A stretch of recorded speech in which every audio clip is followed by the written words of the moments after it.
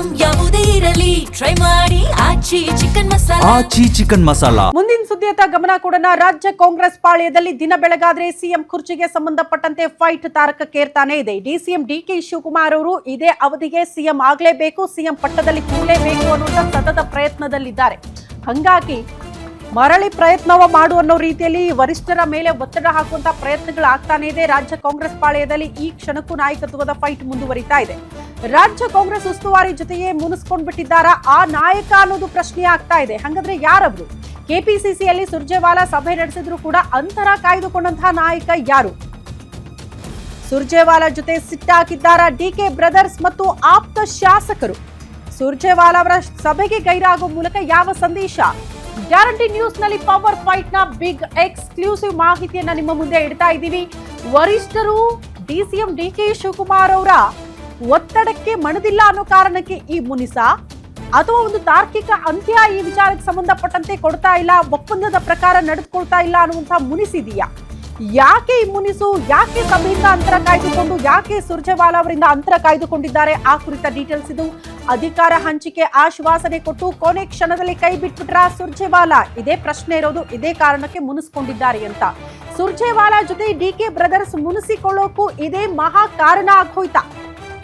Siddaramaiah CM ಆಗೋ ವೇಳೆ ಆಶ್ವಾಸನೆ ಕೊಟ್ಟಿದ್ರಂತೆ ರಾಜ್ಯ ಕಾಂಗ್ರೆಸ್ ಉಸ್ತುವಾರಿ, ಕೊಟ್ಟ ಮಾತಿನಂತೆ ನಡೆದುಕೊಂಡಿಲ್ಲ ಅನ್ನುವಂತ ಮುನಿಸು. 2.5 ವರ್ಷವಾದ ಬಳಿಕ ಅಧಿಕಾರ ಹಂಚಿಕೆ ಭರವಸೆಯನ್ನ ಸ್ವತಃ ಸುರ್ಜೇವಾಲಾ ಕೊಟ್ಟಿದ್ರಂತೆ. 2.5 ವರ್ಷ ಬಳಿಕ ಫುಲ್ ಸೈಲೆಂಟ್ ಆಗ್ಬಿಟ್ಟಿದ್ದಾರೆ ಸುರ್ಜೇವಾಲಾ. ಹಂಗಾಗಿ ಮುನಿಸ್ಕೊಂಡಿದ್ದಾರೆ ಅನ್ನೋದ್ರ ಡೀಟೇಲ್ ಸಿಗ್ತಾ ಇದೆ. ಸುರ್ಜೇವಾಲಾ ನಡಿಗೆ ಡಿಸಿಎಂ ಡಿಕೆ ಶಿವಕುಮಾರ್ ಬ್ರದರ್ಸ್ ಕೆಂಡಾಮಂಡಲರಾಗಿದ್ದಾರಂತೆ. ಒಪ್ಪಂದದ ಪ್ರಕಾರ ಕೊಟ್ಟ ಮಾತಿನಂತೆ ನಡೆದುಕೊಳ್ತಾ ಇಲ್ಲ ಅಂತ ಕೆಪಿಸಿಸಿ ಕಚೇರಿಗೆ ಬಂದರೂ ಕೂಡ ಅಂತರ ಕಾಯ್ದುಕೊಂಡಿದ್ದಾರೆ ಡಿಕೆ ಶಿವಕುಮಾರ್ ಮತ್ತು ಅವರ ಟೀಮ್.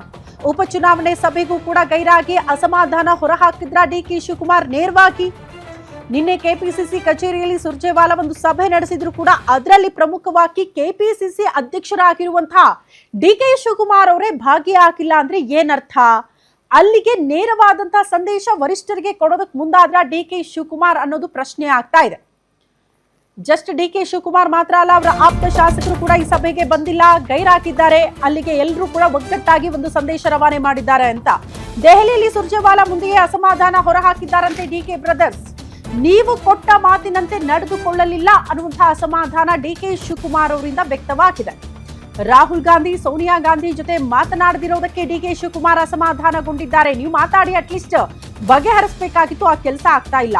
ರಣದೀಪ್ ಸಿಂಗ್ ಸುರ್ಜೇವಾಲಾ ಜೊತೆ ಅಂತರ ಕಾಯ್ದುಕೊಳ್ತಿದ್ದಾರೆ. ಆ ಮೂಲಕ ಡಿಸಿಎಂ ಡಿಕೆ ಶಿವಕುಮಾರ್, ನೀವೇ ಮಾತು ಕೊಟ್ಟಿದ್ದೀರಿ, ನೀವೇ ಹೇಳದಂಗೆ ಅಧಿಕಾರ ಹಂಚಿಕೆ ಆಗಬೇಕಾಗಿತ್ತು, ಬಟ್ ಅದ್ರ ಬಗ್ಗೆ ಈ ಕ್ಷಣಕ್ಕೂ ನೀವು ವರಿಷ್ಠರ ಜೊತೆ ಮಾತಾಡ್ತಾ ಇಲ್ಲ. ಇನ್ಫ್ಯಾಕ್ಟ್ ರಾಹುಲ್ ಗಾಂಧಿ ಅವರ ಗಮನಕ್ಕೆ ತರುವಂತಹ ಪ್ರಯತ್ನಗಳನ್ನ ಕೂಡ ನೀವು ಮಾಡ್ತಾ ಇಲ್ಲ ಅಂತ ಸುರ್ಜೇವಾಲಾ ಅವರಿಂದ ಅಂತರ ಕಾಯ್ದುಕೊಳ್ಳೋದಕ್ಕೆ ಡಿಸಿಎಂ ಡಿಕೆ ಶಿವಕುಮಾರ್ ಮುಂದಾಕಿದ್ದಾರೆ ಅನ್ನೋದು ಬಹಳ ಸ್ಪಷ್ಟ.